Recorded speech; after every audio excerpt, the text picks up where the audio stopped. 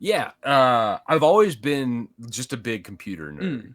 So I remember being like 8 years old and running into an 8086. They didn't have a hard drive. It was just two 5 1/4 floppy bays. And I remember loading that up and booting into, I think it was DOS at the time. I think it was like DOS 1.0 or maybe 2.0. And I remember loading into that, and then you could swap the floppy drives out. And I remember putting on like some of this terrible Star Trek game. And I was like, this is absolutely amazing. Mm-hmm. Oh my God, I can't believe this. And then, of course, at school, then you got into Oregon Trail. You have died of dysentery, or you tried to ford the river and fail. And that was kind of like me getting out of grade school era. And then I kind of evolved from there. And my stepdad at the time, we were really big into computers, and he helped cultivate that. Mm-hmm. And we'd scrap together computers or I remember going to like this shady store and like behind something, like it was only open on Sundays and you had to pull up to the back, and then you could go in and get like cheap hard drives, and we'd get like a hard drive for like $20. I think And those that were was like stolen. a big deal back. It was probably stolen, but I mean, it was cool though. It's like this hodgepodge of computer stuff, and it was just a neat era coming up in. And that's where I got my start. And I've never really been good so much with hardware.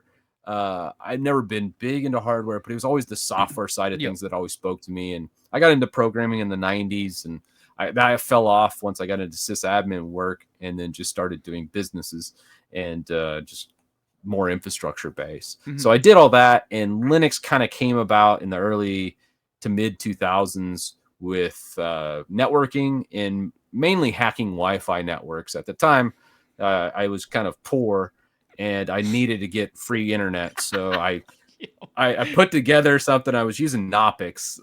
It was like one of my first distributions. And I remember hacking into all these WEP keys because WEP was like super insecure back then.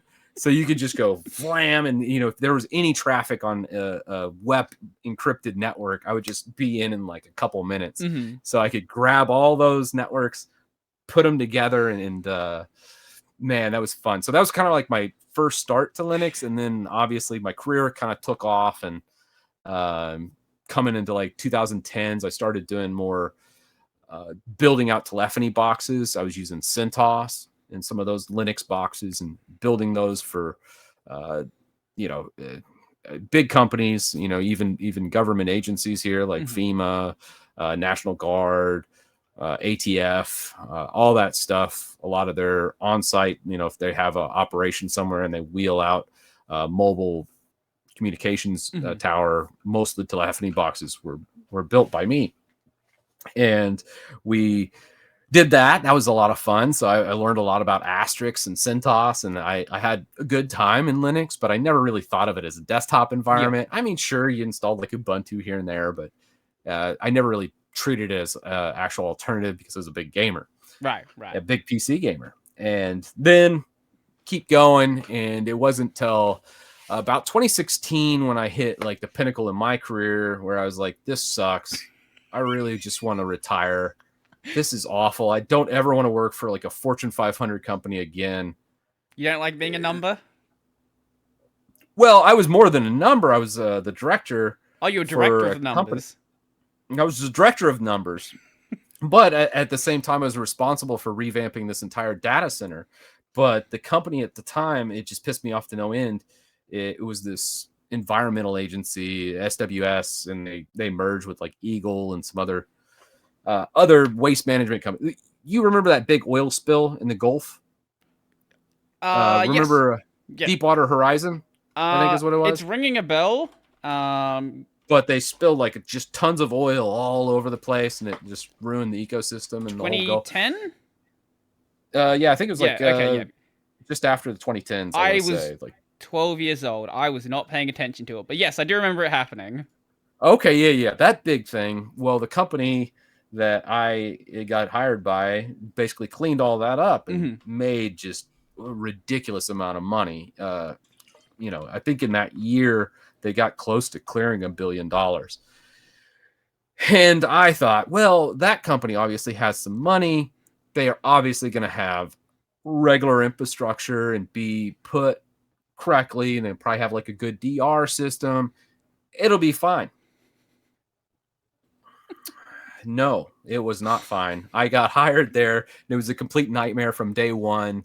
They were just a terrible employer when it came to like the top-down experience. They had churned through all these IT managers, Right. and I got brought in from like a recruiter that found my skill set online, and they paid me a ridiculous amount of money. So, you know, I was getting compensated very well, but I walked into this and it was like day one, there was an on-prem Exchange server that hosted all the email in the entire company, thousands of people working there, and it was 7 days from running out of space. And I was like, are you kidding me?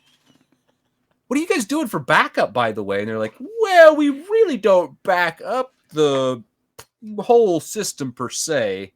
We have a copy of the Active Directory, but not really much else. And I was like, oh my God, what did I walk into? So I did an entire on-prem Exchange for thousands of users to O365 in a week. And that was just insane. And then I revamped their entire storage, and then everything crashed, of course. After that, we had a storage array, a whole SAN device. It was like a HP left-hand SAN that just crashed. And then I replaced that. We got it all back up. And in the middle of that, I was just like, F these people. I'm just going to revamp everything while I'm here. If they're losing hundreds of thousands of dollars per day that this is down, it's just going to be down for a couple days while I redo it. And I didn't sleep for 2 weeks, basically. Well, I didn't sleep for 3 days, but then I took breaks and actually slept. And it was like 2 weeks of living at a data center. Redid their entire Citrix farm, redid all the stuff, and got onto a more stable situation. And then afterwards, I was like, anything's possible. Anything's possible. And I never want to work for a big company again. And I'm going to quit, and I'm going to figure out how to do my own thing. I don't care what it was. So in 2018, I moved back to more small business stuff that was pretty easily to control. And I love small business because it's, you know, you can handle anything. Yeah. And I started crypto farming in 2018, and then come to 2020.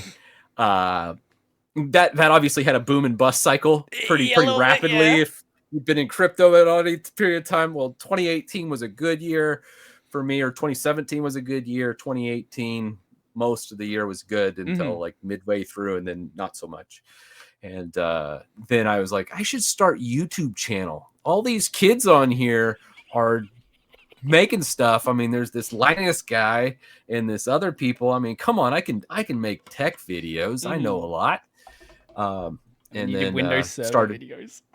Yeah, I'm gonna produce Windows Server videos. That's gonna be bangers, man. People are gonna love that. Yeah. It was just fun, and that's where it brought me to YouTube. Was that whole thing? But that's my whole tech experience from when I started to now. Thanks for coming to my TED Talk. But don't work for a big company. Oh my God. Only heartache, but you do get paid. I will say it was a nice paycheck. I still haven't made what I made over there on YouTube. So. Yeah.